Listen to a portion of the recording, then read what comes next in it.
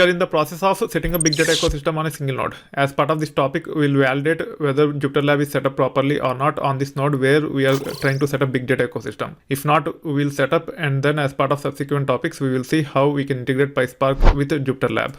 If you follow the videos earlier, we have seen how to provision server from GCP using Ubuntu 18.04, then set up Jupyter Lab, and then we got into the details related to Hadoop, Spark, etc. With respect to setting up Jupyter Lab earlier, we have used a different user. Now I'm using a different user to set up Hadoop. In this case, under ITversity, I haven't created any virtual environment or I haven't installed any Jupyter related binaries. You can validate by running ls-ltr in the home directory. You can see that there is no folder where the virtual environment is created. Now under this directory, we'll be creating a virtual environment. As we do not have the Jupyter Lab setup using virtual environment, we are taking care of those steps here. If you are using the same user which you have set up the Jupyter Lab earlier to set up Hadoop as well, then you should be able to use the existing virtual environment itself. Now I have created the virtual environment. I have to activate. To activate, I have to run this command. Now it is activated. You can see the virtual environment details here. If you are using existing virtual environment, you can validate whether Jupyter is set up as part of the virtual environment or not by running this command. Pip list, then pipe to grep Jupyter. It will list if Jupyter is already set up. As we haven't set up Jupyter in this, it is failing.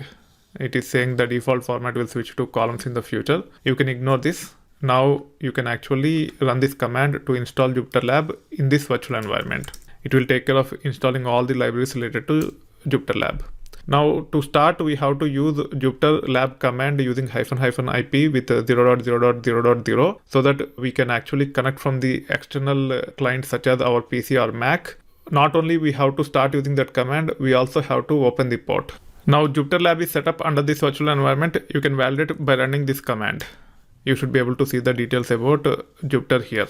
These are the components related to Jupyter that are set up on this machine using this virtual environment. Now to start Jupyter Lab, you can say Jupyter Lab, then --IP 0.0.0.0. You can hit enter. It will actually start using port number 8888, but you will not be able to access this because the port is not opened yet as part of the firewalls. If you want, you can go to the GCP web console, get the public IP, and then open another tab.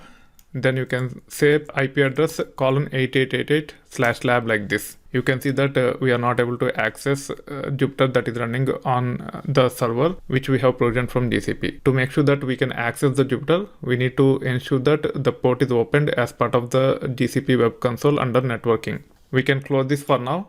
We can actually expand this, then go to view network details.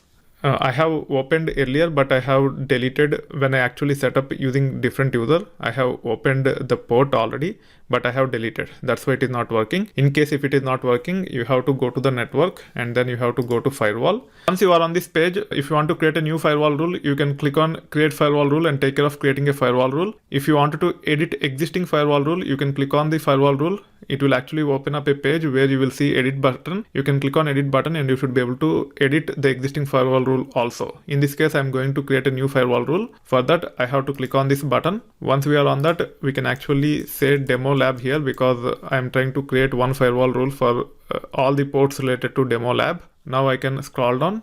In this case, we are talking about ingress. We'll be using specified service account. Target service account, we can leave it as is. We don't need to change this. Here we have to give source IP ranges. I'm going to give my home IP address. In this case, I'm in a hotel and I am giving the hotel IP address. For that, I can say my IP as part of the browser. As long as you get IPv4 address like this, you should be able to use this and paste it here. When you search for my IP using Google, sometimes it might return IPv6 IP address. How to differentiate between IPv4 and IPv6? If you are seeing numbers and dots like this, it means it is IPv4 IP address. But if you are seeing alphabets and numbers, then it is IPv6 IP address. As of now, you cannot configure firewall rules in GCP using IPv6 IP address. If you are getting IPv6 IP address here, you have to click on one of these links. You should be seeing IP addresses like this. You have to pick those IP addresses, then copy and paste those IP addresses here. Now I wanted to open only specific ports. Make sure you open only specific ports, don't open everything. In this case, I want to open 8888. Now I can actually click on create.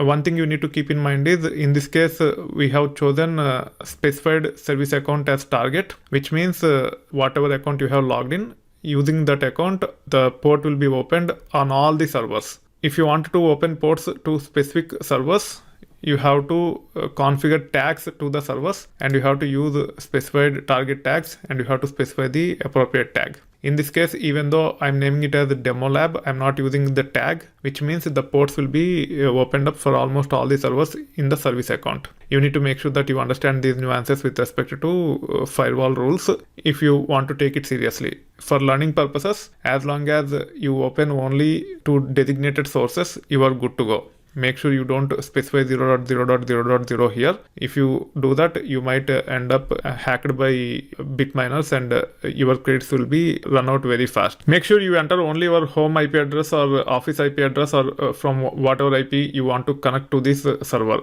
Don't use others. In case if you want to connect from Wi-Fi spots such as Starbucks, you can enter that, but once you go back home, you clean it up so that you are not hacked unnecessarily. That being said, once you are confirmed with the source IP ranges, you can scroll down, you can click on create. It will take care of creating the firewall rule. In this case, the name already exists. Let me rename it as demo lab 1. Probably my old deleted one might be conflicting with this one. In your case, you can give it as demo lab or whatever name you want to give. Now you should be able to click on create. It will take care of creating the firewall rule for us. To validate whether the firewall rule is created properly or not, all you need to do is you have to go here, and then you have to enter this public IP address. For that, we have to go to virtual machines. We have to choose the correct IP address. It is nothing but this one. Now I can say public IP colon 8888/lab and hit enter. You can see that it is prompting for the token. Now you can actually go back here, get this token, paste it here, then log in. If you want, you can click on update password. It will be remembered for quite a few days. Now we are able to log in into this Jupyter based environment, which is set up on our server where single node cluster is being set up. Now let's go back here. The session might get hung and you might get into some irritating issues. For that reason, you can kill this by saying Y here. Now you have killed the Jupyter lab. As we have the start all script, we can update the script using this. We can say nohup Jupyter lab --IP 0.0.0.0 and then ampersand. And also we can actually activate the virtual environment here. Either we can activate the virtual environment, or we can actually specify the fully qualified path of the Jupyter command. Either of the approaches will work. I'll be using fully qualified command of the Jupyter command. It is nothing but ~/dl -venv bin Jupyter. This is the path for our Jupyter lab command. We can use it. Because I have created virtual environment in this location, it will work. Now I can actually open start_all.sh and then specify the Jupyter command like this.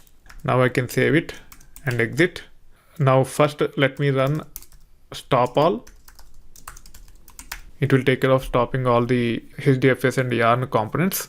As HDFS and YARN components are stopped, now I should be able to run source start_all.sh. It will take care of starting all HDFS YARN components, and also it will try to start the Docker container in which Postgres is running, and also it will take care of running Jupyter lab in the background. It will not be stuck in the standard out, which is nothing but what you are seeing here. It will just run in background. You should be able to tail on a file called as nohup.out. You can actually say tail nohup.out, which is being generated here because of the nohup command which is added to the script. You can pick up the token from here if it prompts for the token as part of the UI. Now let's go back to the browser and let's run this to confirm whether we are able to access Jupyter lab or not. You can see that the Jupyter lab is accessible, even though the token is there with respect to the URL. The same token which we have used earlier is being generated even this time, and hence it did not prompt for the password. This is how you can actually confirm that Jupyter lab is set up properly on this machine where our single node cluster is being set up as part of setting a big data ecosystem on the single node.